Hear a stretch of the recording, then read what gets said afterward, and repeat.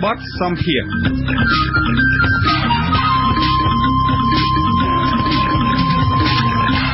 លោកដានីងជាទីមេត្រីប្រធានសមាគមគ្រូបង្រៀនកម្ពុជាឯករាជ្យលោករងឈុននិងជាប្រធានសហភាពសហជីពកម្ពុជាត្រូវបានសភាបោះឆ្នោតជាកញ្ចប់អនុម័តឲ្យក្លាយទៅជាសមាជិកគណៈកម្មាធិការជាតិរៀបចំការបោះឆ្នោតកោជបថ្មីក្នុងចំណោមសមាជិកទាំង9រូបនៅព្រឹកថ្ងៃទី9ខែមេសានេះលោករងឈុនបានបដិញ្ញាចិត្តថាលោកនឹងធ្វើឲ្យស្ថាប័នកោជបថ្មីនេះមានឯករាជ្យអព្យាក្រឹតនិងធ្វើឲ្យការបោះឆ្នោតនៅពេលខាងមុខមានលក្ខណៈល្អប្រសើរឡើងបាទសូមអញ្ជើញស្ដាប់បទសម្ភាសន៍រវាងអ្នកយកព័ត៌មានរបស់វិទ្យុអាស៊ីសេរីលោកទីនហ្សាការីយ៉ាជាមួយលោករងឈុនដូចតទៅ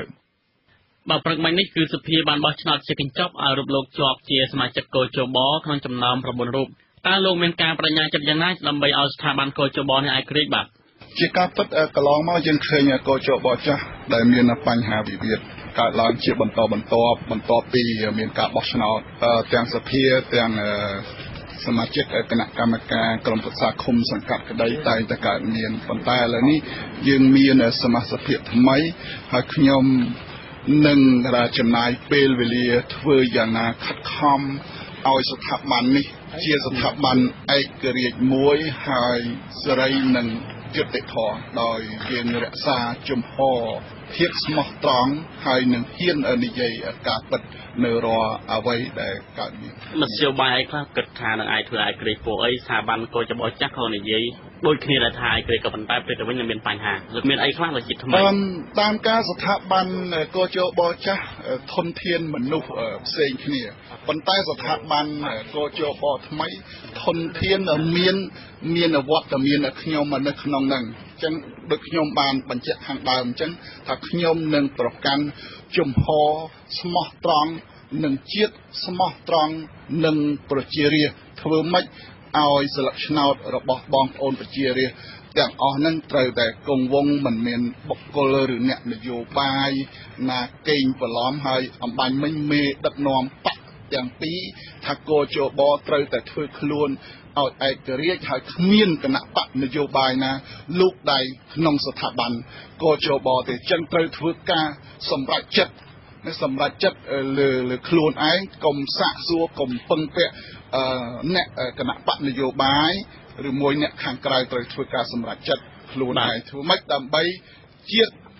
យើងទាំងអស់គ្នាដោយលោកមេប្រសាសន៍ចឹងមេបកទាំងពីរបានប្រកាសភ្លាមថាឲ្យផ្ដាច់ខ្លួនតែម្ដងមិនជាប់ពាក់ព័ន្ធនឹងគណៈបកទៀតទេក៏ប៉ុន្តែទោះបីជាយ៉ាងណាក៏ដោយលោកបានកើតចេញមកគឺពីគណៈបកជ្រើសរើសដដែលអ្វីជាចំណុចថ្មីមួយទៀតដូចសំណួរចាស់ដដែលលោកគិតថានឹងធ្វើឲ្យផ្ដាច់ខ្លួនពីបកឯករាជ្យទៅប្រកបអ្វីជាដល់ជាចំណុចថ្មីដែលធ្វើឲ្យកោជបនេះឯករាជ្យនោះបាទអាចធ្វើអីខ្លះវិធីហ្នឹងវិធីហ្នឹងមាននីតិវិធីច្រើនតាក់ទងសំខាន់អ្នកទាំង9អ្នកហ្នឹងត្រូវតែមានចំហប្រកាន់ចំហស្មោះត្រង់រវាងគ្នានឹងគ្នាហើយធ្វើម៉េចឲ្យស្ថាប័នហ្នឹងមានលក្ខណៈឯករាជ្យទោះបីមានសម្ពាធខាងណាមកក៏ដោយយើងត្រូវមានសេចក្តីក្លាហាននិយាយឆ្លើយតបដូចជាថ្ងៃនេះជាថ្ងៃប្រវត្តិសាស្ត្រដែលមេដឹកនាំបកទាំងពីរបានលើកឡើងថាអត់មានពាក់ព័ន្ធជាមួយគណៈបកនយោបាយហើយគណៈបកនយោបាយក៏អត់មានអតិពលអីជឿចែកទៅលើស្ថាប័នជាតិដែលយើងធ្វើម៉េច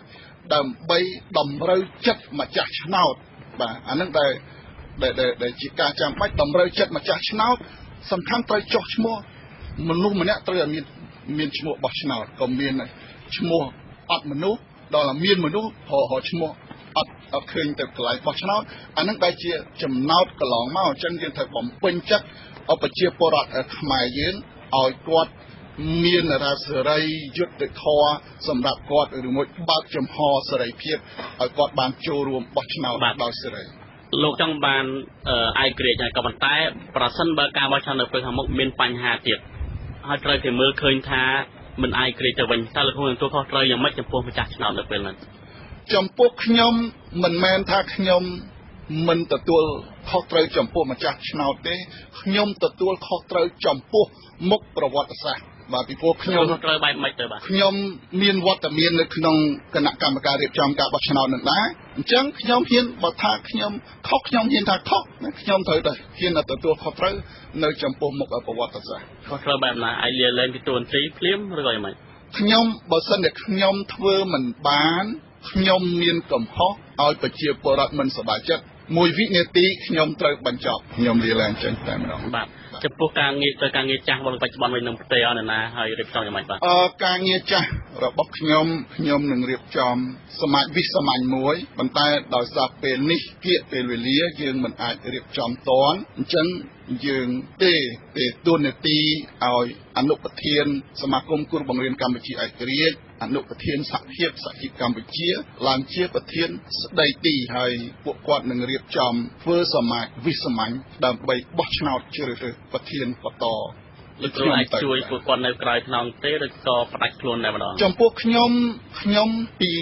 យូរមកគឺជីវិតជាអ្នកសហជីពជាអ្នកសមាគមឬមួយហៅថាជាអង្គការសង្គមស៊ីវិលអញ្ចឹងខ្ញុំនៅតែផ្សារភ្ជាប់សហការជាមួយអង្គការសង្គមស៊ីវិលជាមួយសហជីពជាមួយ NGO នៅក្នុងស្រុកនិងក្រៅស្រុកដើម្បីយើងប្រមូលធ្វើម៉េចឲ្យស្ថាប័នកោជប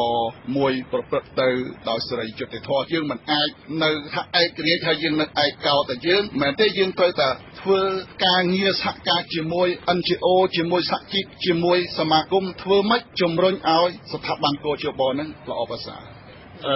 នៅការងារចាស់ទាំង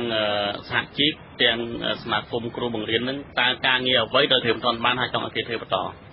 ការងារសមាគមហើយនឹងសហជីពចាំបាច់គឺការប្រមូលផ្ដុំមានន័យថាការបង្កើននៅសមាជិកថ្មីអានឹងជាការចាំបាច់សម្រាប់សហជីពហើយទី2គឺជាការប្រមូលភាគទានហើយចំណុចសេសសល់គឺបញ្ហាប្រាក់ខែទាំងកម្មករទាំងគ្រូបង្រៀនអានឹងជាការចាំបាច់ត្រូវតែធ្វើបន្តឲ្យប្រាក់ខែនេះជាការចាំបាច់មែនទែនបាទអរគុណច្រើនបាទបាទលោកនាងទើបបានស្ដាប់បទសម្ភាសន៍របស់លោកទីនហ្សាការីយ៉ាជាមួយលោករងឈុនប្រធានសមាគមគ្រូបង្រៀនកម្ពុជាឯករាជ្យដែលទើបត្រូវបានសភាបោះឆ្នោតឲ្យក្លាយទៅជាសមាជិកគណៈកម្មាធិការជាតិរៀបចំការបោះឆ្នោតកោជបថ្មីជាផ្លូវការកាលពីព្រឹកមិញនេះ